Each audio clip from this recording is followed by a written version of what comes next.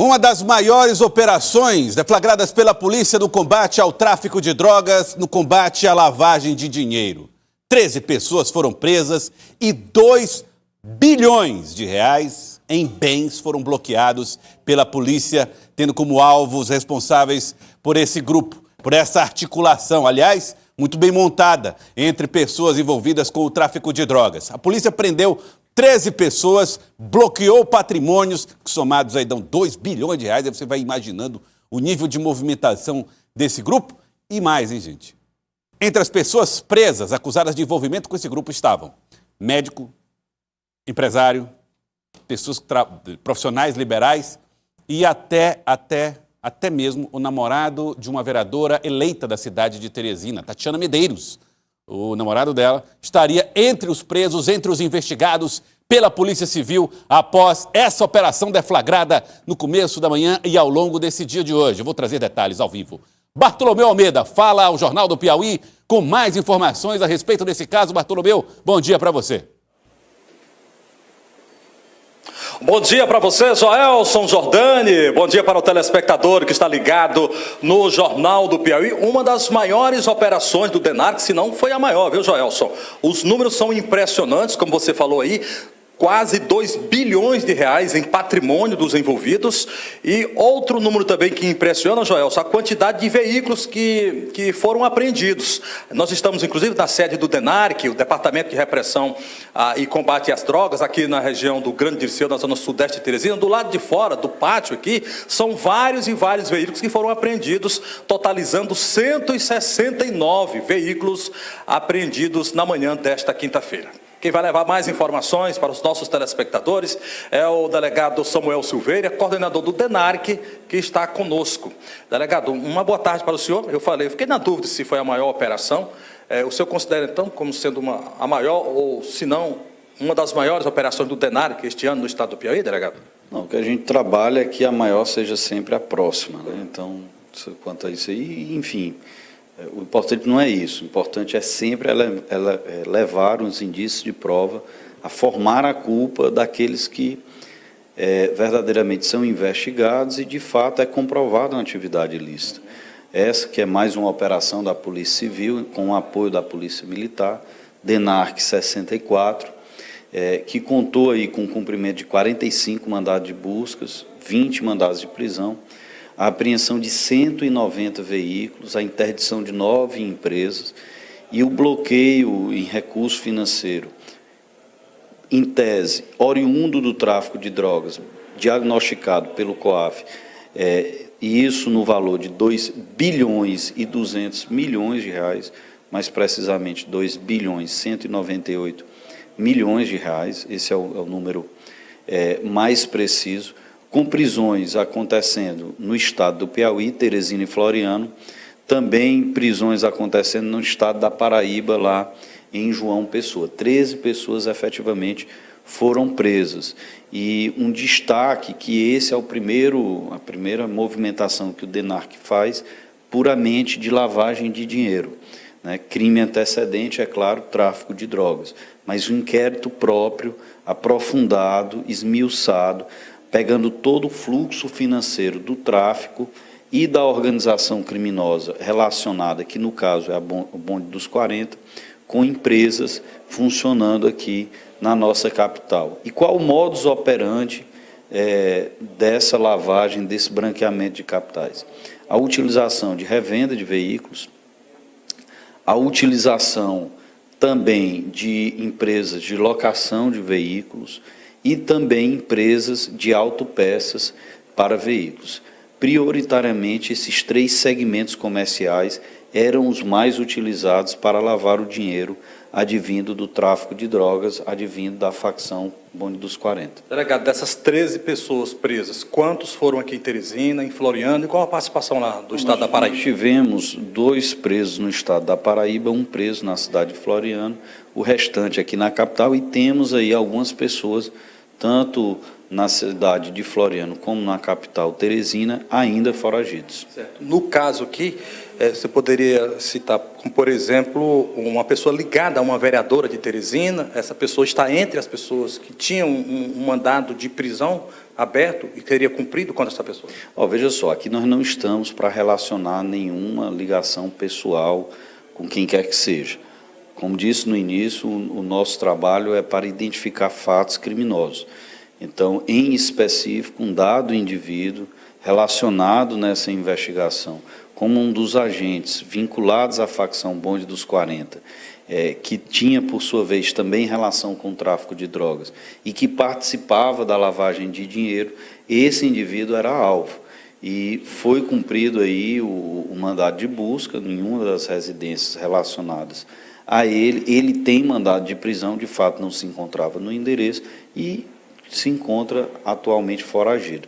Claro que o trabalho da polícia é intensificado a partir desse tipo de situação para efetivamente se conseguir prender todos aqueles que têm mandado em aberto. Então foram 13 prisões. Quantos mandados de prisão estavam para serem cumpridos? Eram 20 mandados de prisão. Então tem 5 pessoas que estão com esses mandados em aberto podem ter, tem inclusive a possibilidade de elas serem presas. Na verdade são 7 pessoas que se encontram foragidos e a gente está trabalhando, é claro, para fazer a prisão desses indivíduos o mais rápido possível. Delegado, vamos explicar para as pessoas entenderem direitinho como é que funciona essa lavagem e por que esses segmentos, ou seja, de venda de automóvel e de autopeças. Não, veja só, a lavagem de dinheiro, a lavagem de capitais, existem várias modalidades dentro da literatura que trata do tema.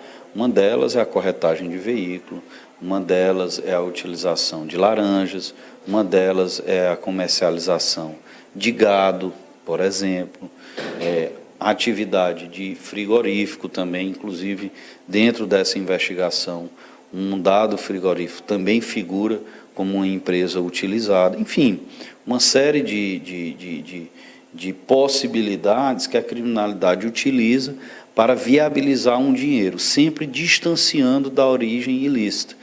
Em particular, nessa investigação, o dinheiro saía do tráfico, ia para a empresa, voltava para a pessoa relacionada ao crime, ou seja, o tráfico, e também a facção criminal, depois voltava para a empresa, e isso num fluxo sempre agregando percentual de lucro para o empresário, fazendo com que o criminoso perdesse em percentual no valor consolidado, mas ao total recebendo o dinheiro com a aparência de dinheiro lícito, mesmo tendo um pequeno prejuízo. Delegado, não faz nem muitos dias que houve também outra operação, inclusive fechando loja de revendedora de automóveis na Avenida Barão de Gurgueia, ali no conjunto, no bairro Lourival Parente. Ou seja, esta operação de hoje tem alguma ligação? Seria algum desdobramento daquela operação? Não, na verdade nós temos várias investigações. Eu disse que quando assumimos aqui o DENARC, o primeiro instante era de consolidação.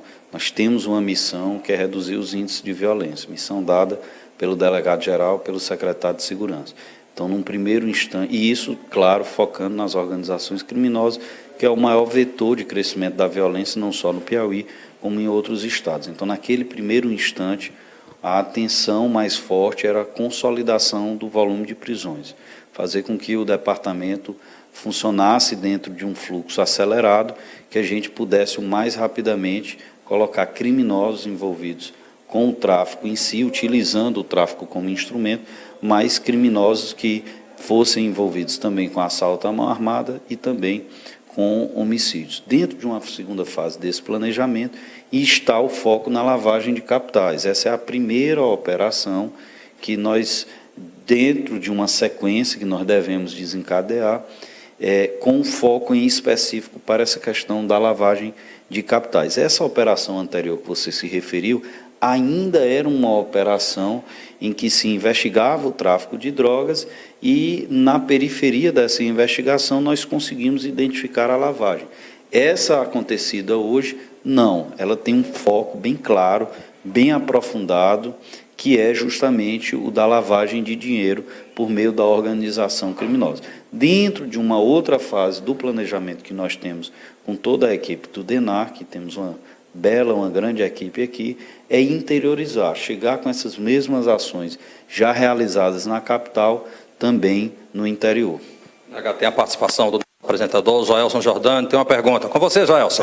Bom, Bartolomeu e delegado, a gente soube que nessa operação um dos alvos seria o esposo de uma vereadora eleita da cidade de Teresina, a vereadora Tatiana Medeiros. Ela publicou agora há pouco uma nota rápida dizendo o seguinte, abre aspas, eu, Tatiana Medeiros, informo que estou em viagem de descanso após uma campanha política bem-sucedida. Reitero que não há conhecimento de nenhuma investigação em curso envolvendo minha pessoa e manifesto repúdio a todas as informações e matérias jornalísticas que me associam a fatos infundados e inexistentes. Fecha aspas, foi o que disse a vereadora Tatiana. A polícia tem alguma informação a respeito dessa possibilidade? De onde teria surgido essa informação?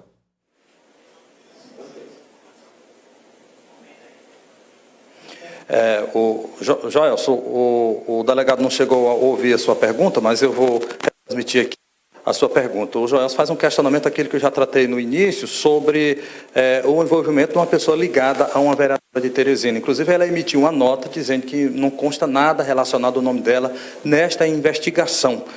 O Joelson quer saber, então, qual a avaliação que o senhor faz diante, então, dessa nota que foi emitida e esse contexto todo desta investigação que está sendo realizada. Não, veja, eu já até aqui, nessa mesma entrevista, já falei, aqui ninguém está para analisar vínculo pessoal de quem quer que seja, independente de qual cargo ocupe ou venha a ocupar. Nós analisamos fatos criminosos.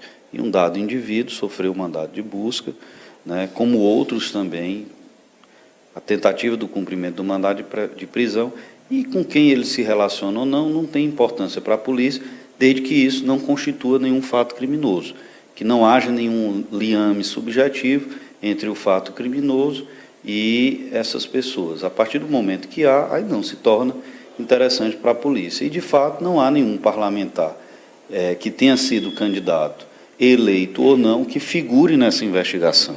Então, de fato, não há, como eu disse agora há pouco, nenhuma vinculação com o vereador, com vereador ou quem quer que seja, exercendo mandato eletivo ou por exercer, que tenha sido alvo, foco nessa operação. Delegado, o alvo seria, então, o Alandilson Cardoso Passos? Exato. Esse, sim, figura como um dos indivíduos investigados com mandado de prisão. Quem é o Alandilson? É o indivíduo relacionado a uma dada facção, é o que diagnosticou a investigação policial, facção Bonde dos 40, que teria também relação com o tráfico de drogas e que seria um dos operadores da lavagem de dinheiro, é o que demonstra a investigação. Ele já teve uma prisão anterior?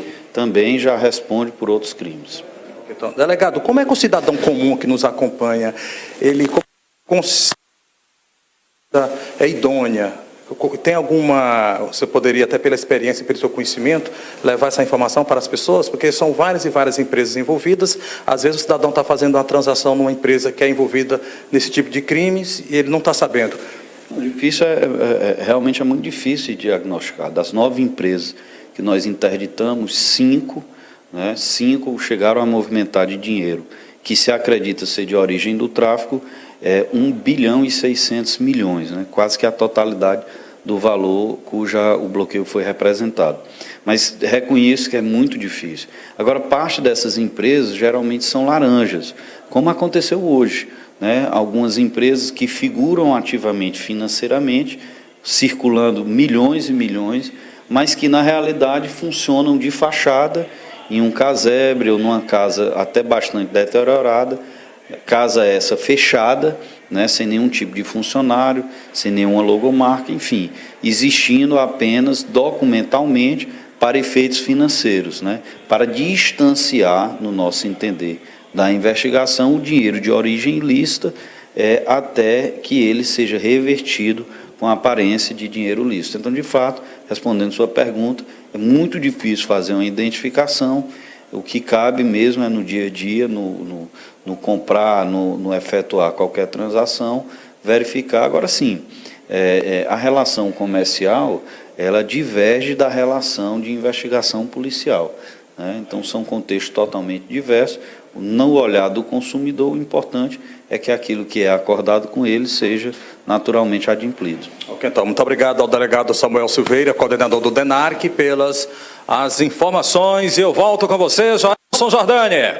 Obrigado, Bartolomeu. Obrigado e parabéns à polícia. Trabalho muito complexo, muito difícil, que envolve investigação do dia a dia, depoimento, coisas do tipo. Envolve conexão com o COAF, né, que é o órgão responsável por fiscalizar a movimentação financeira do cidadão brasileiro, da cidadã brasileira, e qualquer movimentação suspeita notificada à polícia. Tudo isso mostra integração com os serviços de informação, inteligência funcionando, trabalho preciso e um pessoal, quantidade de pessoas que participaram dessa operação. E agora é evidente também que a gente sempre chama atenção para o seguinte: não importa se você está movimentando R$100, R$20, R$50, 100, 200, 300 ou até 20 mil reais.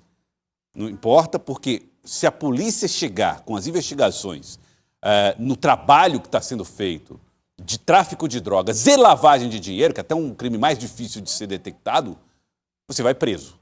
Essa turma tinha um patrimônio, ou tem um patrimônio, que somado dá 2 bilhões de reais, está sob aí agora o pedido de intervenção policial. Mesmo assim, cadeia. Mesmo assim, alvo da ação policial, mesmo assim, prisão. Então, é muito bom a gente trazer aqui a informação de que o crime, independente do quanto movimente, não compensa. O resultado é esse aí que nós vimos na operação do DENARC.